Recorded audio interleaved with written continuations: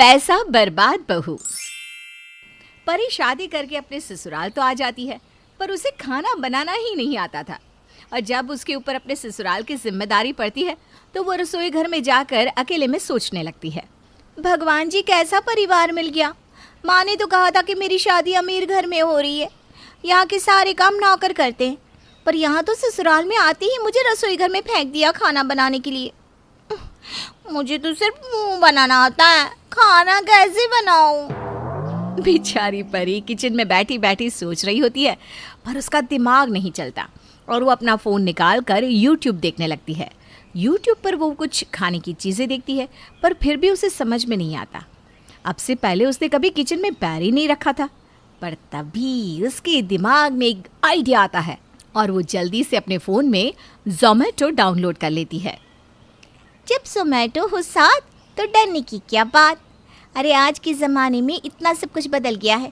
अब जब घर पर खाना पहुंचाने के लिए ज़ोमैटो है तो मैं क्यों खाना बनाकर अपने ससुराल वालों को खिलाऊं। वैसे भी मेरे ससुराल में पैसों की कमी थोड़ी ना है। अब परी अपने ससुराल वालों के लिए ज़ोमैटो से खाना ऑर्डर करती है और रात में जब सभी खाने के लिए बैठते हैं तो सभी खाना खाकर परी की खूब तारीफ़ें करते हैं। अरे वाह परी बेटा, मैंने तो कभी सोचा ही नहीं था कि मेरी बहू इतनी गुणी है। तूने तो सच में बहुत अच्छा खाना बनाया है। खाना खाकर तो मज़ा ही आ गया। आज का खाना तो ऐसा लग रहा है मानो जैसे किसी रेस्टोरेंट से मंगाया गया हो। नहीं नहीं पिताजी, ये रेस्टोरेंट का नहीं है, ये मैंने अपने हाथों से बनाया है, आप सबके लिए, वो भी बहुत प्यार से। हाँ बहू, मैं जानता हूँ, मैं तो बस तुम्हारे खाने की तारीफ कर रहा था। तुम हलवाई से कम थोड़ी ना हो। तुमने तो रेस्टोरेंट के खाने को भी फेल कर दिया। परी बहू सबको पीछे तो छोड़ेगी ही ना, आखिर बहू है किसकी। परी के हाथों का खाना खाकर सबके चेहरे पर मुस्कुराहट थी। ये देखकर परी को बहुत अच्छा लगता है और वो अब इसी तरह से ज़ोमैटो से खाना ऑर्डर करती और अपने ससुराल वालों को खिलाती रहती और खुद अपने लिए सबके खाने के बाद छुप छुप कर कभी वेज बिरयानी तो कभी सिंगापुर चाउमीन तो कभी मोमोज जैसी महंगी चीज़ें मंगा कर खा लेती। ऐसे ही एक दिन खाने का समय हो चुका था।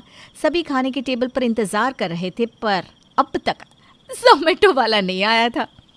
ओह, ये ज़ोमैटो वाला अब तक पहुंचा क्यों नहीं? अब तक तो उसे आ जाना चाहिए था। ये सब सोच सोच कर परी की हालत ख़राब हो रही थी। तभी ज़ोमैटो वाले का फ़ोन आता है। अरे भैया, आने में इतनी देर क्यों कर दी? वैसे अभी कहाँ हो आप? मैडम, मैं आपके घर के दरवाजे पर खड़ा हूँ, जल्दी से आकर अपना पार्सल ले जाओ। अरे भैया, ये क्या कर रहे हो? जल्दी से घर के पीछे वाले दरवाजे पर मिलो, ये ज़ोमैटो वाला ना मेरी पोल खोल देगा। अब जल्दी से परी अपने घर के पीछे वाले दरवाजे पर जाकर पार्सल लेती है और घर वालों को खाना देती है। पर आज खाना थोड़ा कम पड़ जाता है, जिसे देखकर परी के माथे पर शिकन आ जाती है, जिस पर सीता कहती है, बहू आज तो खाना कम पड़ेगा, पर तू उदास क्यों होती है? ऐसा तो अक्सर हो जाता है, कभी कम तो कभी ज़्यादा खाना होता है, इसलिए तू ना जाकर थोड़ा सा और खाना बना ले, मैं और तू साथ में खा लेंगे। अरे सीता, बहू को क्यों तंग कर रही हो? थोड़ा सा खाना ही तो कम पड़ा है। बहू, अपने लिए बाहर से कुछ ऑर्डर कर लो। माँ जी, पिताजी बिल्कुल सही कह रहे हैं, और अब ना मेरा बनाने का बिल्कुल भी मन नहीं है, तबीयत भी कुछ ठीक नहीं लग रही। अगर ऐसी बात है तो ठीक है बहू, मैं अभी रघु से कह देती हूँ, वो तेरे लिए और अपने लिए बाहर से कुछ ऑर्डर कर ले। थैंक गॉड, बाल बाल बची।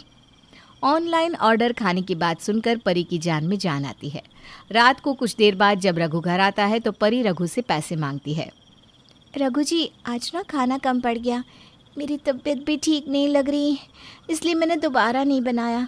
आप मुझे कुछ पैसे दे दीजिए ताकि मैं आपके और अपने लिए कुछ ऑनलाइन खाना ऑर्डर कर सकूं, या तो फिर आज कहीं बाहर ही चलते हैं खाने के लिए। परी, मैं बहुत थक गया हूँ, मैं आज कहीं जाने के मूड में नहीं हूँ। तुम ऑनलाइन खाना ही ऑर्डर कर लो। मैंने अभी कुछ दिन पहले ही तुम्हें कुछ पैसे दिए थे ना, उसी में से खाने के लिए ऑर्डर कर लो। पर मेरे पास पैसे नहीं है, वो सारे पैसे ख़त्म हो गए। खत्म हो गए? इतनी जल्दी? पर तुमने उन सभी पैसों का क्या किया परी, जो इतनी जल्दी खत्म हो गए? अब वो रघु जी, ओहो, आप भी ना कितना हिसाब किताब लेते हैं मुझसे। पैसे ही तो थे, खत्म हो गए। अरे पैसा तो हाथ का मैल होता है, मैंने कोई फिजूल में थोड़ी ना खर्ची है। मुझे बहुत भूख लग रही है, कुछ करो ना। अच्छा अच्छा ठीक है, अभी खाना ऑर्डर कर रहा हूँ।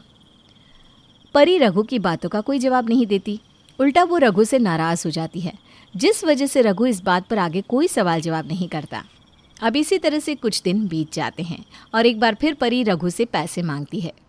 रघु जी मुझे कुछ पैसे दे दीजिए ना, पैसे खत्म हो गए हैं। फिर से इतनी जल्दी पैसे खत्म हो गए? परी तुम पैसों का करती क्या हो? देखो, पैसों की इतनी बर्बादी ठीक नहीं। अगर आज तुम पैसों की इज्जत करोगी तो कल पैसा तुम्हारी इज्जत करेगा। रघु जी, मैं पैसों की बर्बादी नहीं करती, मैं पैसों का बिल्कुल सही जगह इस्तेमाल करती हूँ। अब आप मेरे पति हैं, अगर मैं आपसे पैसे नहीं मांगूंगी तो किससे मांगूंगी? अब जल्दी से दीजिए ना पैसे। परी लड़ झगड़ कर रघु से पैसे ले लेती है और बेचारा रघु चाह कर भी परी को मना नहीं कर पाता। आखिर उसके पैसों पर परी का भी तो हक था। अब इसी तरह से कुछ दिन बीत जाते हैं और एक दिन सीता परी को जोमेटो से खाना मंगवाते हुए देख लेती है। बहू, तूने बाहर से खाना ऑर्डर किया है? तो बाहर से खाना ऑर्डर करके पैसे क्यों बर्बाद कर रही है? वो ना, मैंने बस आज ही बाहर का खाना ऑर्डर करवाया है।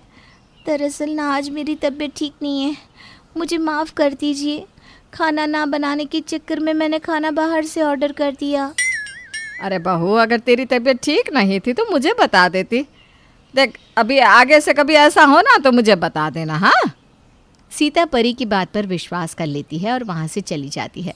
अब इसी तरह से कुछ दिन और बीत जाते हैं और सीता देखती है कि रसोई घर का सारा सामान वैसा का वैसा ही रखा है और रसोई के डस्टबिन में कुछ कंटेनर रखे हैं। अब सीता को परी पर शक होता है और वो परी पर नज़र रखती है और बहुत जल्द सीता को पता चल जाता है कि उसकी बहू किस तरह से पैसे की बर्बादी कर रही है और बाहर का खाना उन सबको खिला रही है। परी बहू, तू पैसा बर्बाद बहू है, तुझे बस पैसा बर्बाद करने के लिए कह दो।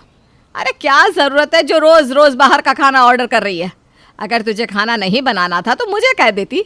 घर के कामों के लिए एक नौकर तो मैंने रखा हुआ था, एक और रख लेती या मैं खुद ही खाना बना लेती। तो अब मुझे समझ में आया कि तुम पैसे कहाँ लगा रही हो और क्यों तुम्हारे पैसे इतनी जल्दी ख़त्म हो जाते हैं। आखिर तुम हमें रोज़ रोज़ इतना महंगा खाना जो खिला रही थी, बोलो परी, ऐसा क्यों किया तुमने?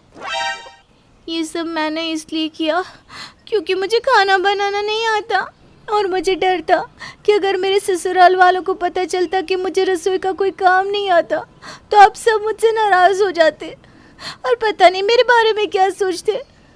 और रघु जी, क्या पता अब मुझे इतनी छोटी सी बात के लिए छोड़ देते, तो बस अपना इस झूठ छुपाने के लिए मैंने ये सब किया।